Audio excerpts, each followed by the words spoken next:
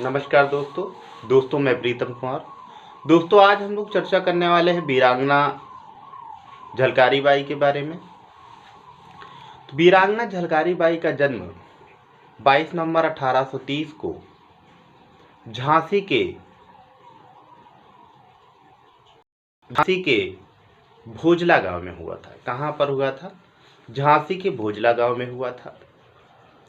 पिता का नाम उनके सधुआ था और माता का नाम जमुनाबाई था।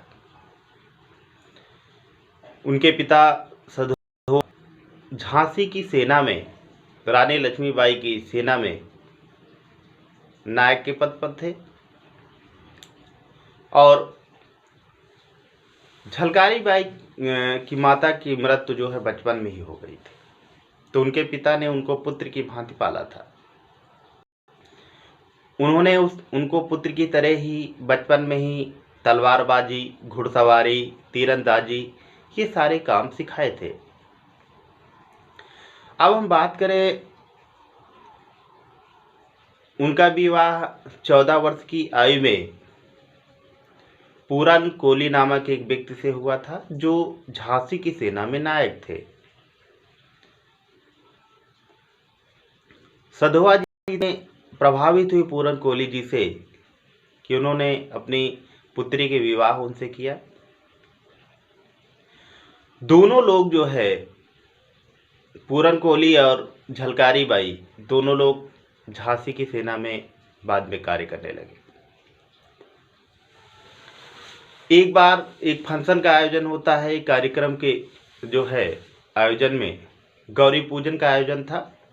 उस कार्यक्रम में रानी लक्ष्मीबाई से जो है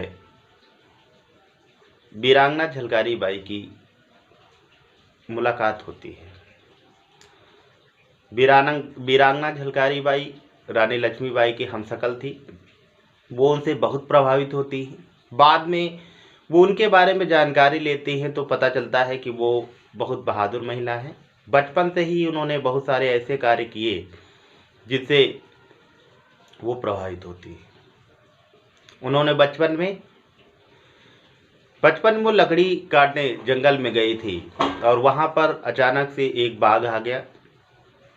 सारी महिलाएं इधर उधर भागने लगी, लेकिन झलकारी बाई ने कुल्हाड़ी के वार से उस बाघ को मार डाला। उन्होंने, एक बार की बात है, एक महिला पानी कुएं से भर रही थी, अचानक उसका बच्चा कुएं में गिर गया। सारे लोग रस्सी और सारी चीज़ों की व्यवस्था करने लगे कि बच्चे को कैसे निकाला जाए।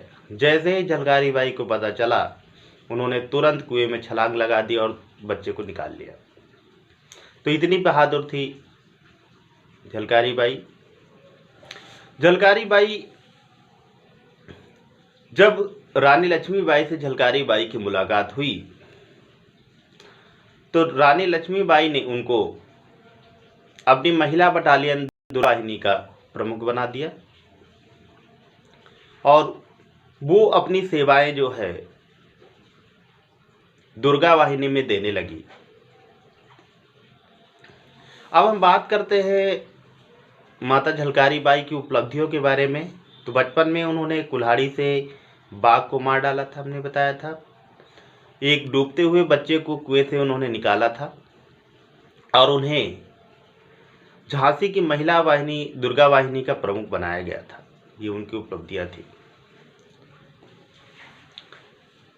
माता झलकारी बाई का जन्म अंग्रेजों से लड़ते हुए 4 या 5 अप्रैल 1858 को हो गया था। अब हम ये झलकारी बाई का योगदान 1857 में क्या था, हम उसके बारे में चर्चा करेंगे। तो दोस्तों, सन 1853 में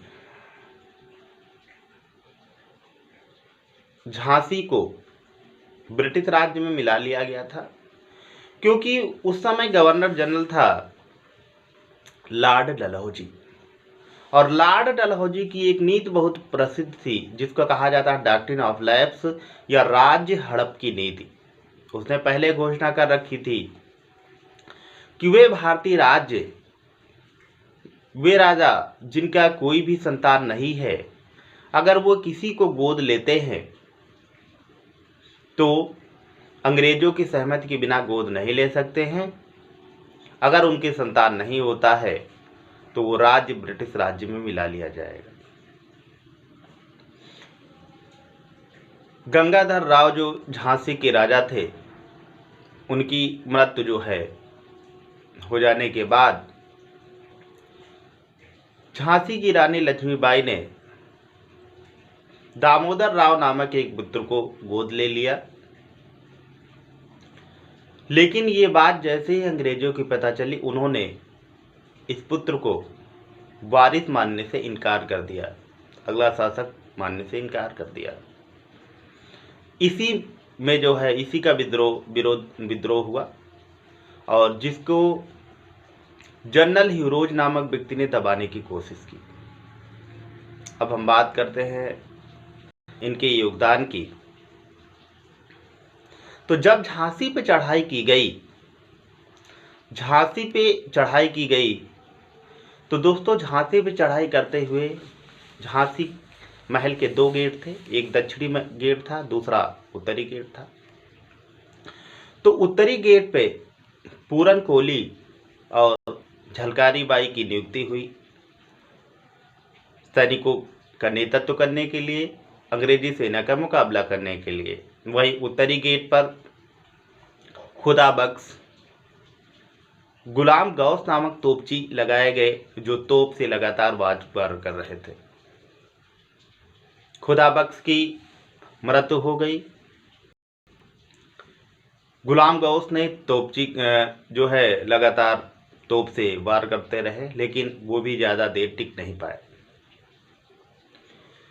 फिर क्या हुआ, अंग्रेजों ने दक्षिणी द्वार पर धावा बोला और जिसके कारण लगातार युद्ध करते हुए पूरन कोली की मृत्यु हो गई। झलकारी बाई ने मोर्चा संभाला। धीरे धीरे शाम होते होते युद्ध विराम हुआ, शाम हो गई। अब शाम को रानी लक्ष्मीबाई ने अपने कुछ खास लोगों के साथ मीटिंग बुलाई। मीटिंग पहले भी हो चुकी थी, पुनः फिर बुलाई गई, जिसमें भाव बख्शी, नाना भोपाटकर, ये सारे लोग थे। और इन्होंने जो है इनसे सलाह ली गई, रानी लक्ष्मीबाई ने इनसे सलाह लिया। तो इन्होंने बताया कि जो है अब ज़्यादा देर हम लोग इनसे लड़ाई नहीं कर सकते, क्योंकि लगातार हमारे संसाधन करते जा रहे हैं, हमारे आदमियों की मृत्यु हो गई है, बहुत सारे लोगों की। अंदर से ही दरवाजों को बंद कर दिया गया और जिससे अंग्रेजी सेना घुस ना पाए। लगातार तोप से वार करते रही अंग्रेजी सेना। उसके बाद क्या हुआ, तो उसके बाद जो है रानी लक्ष्मीबाई के एक खास व्यक्ति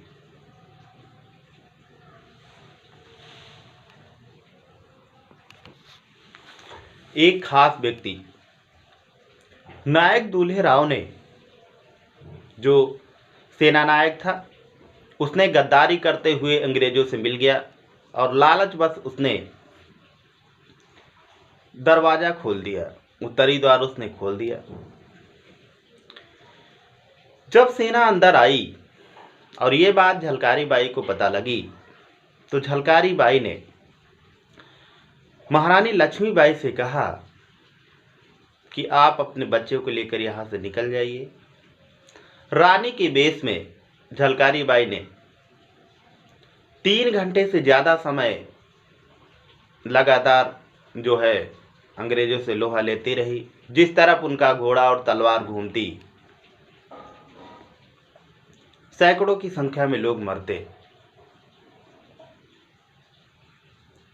अंत में अंग्रेज़ों ने उनको जाल डालकर बंदी बना लिया और वो बड़ा प्रसन्नचित्त थे, बहुत खुश थे, क्योंकि उन्होंने रानी लक्ष्मीबाई को बंदी बनाया।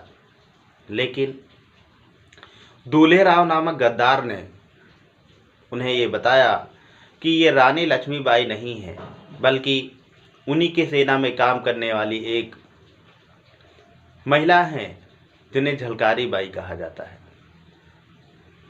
जब अंग्रेज़ों को ये जानकारी हुई तो अंग्रेज़ बहुत क्रोधित हुए और इनको उन्होंने फांसी की सज़ा दी। झलकारी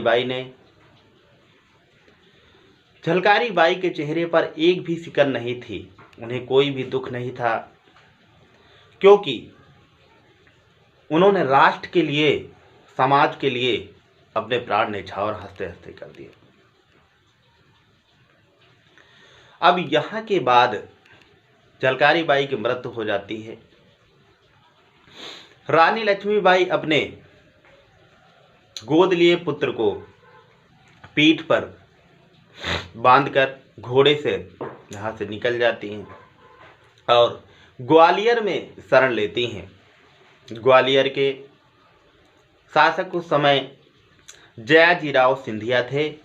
जयाजीराव सिंधिया ने अपने राज्य को बचाने के लिए रानी के साथ गद्दारी की और उन्होंने इसकी सूचना अंग्रेजों की दे दी।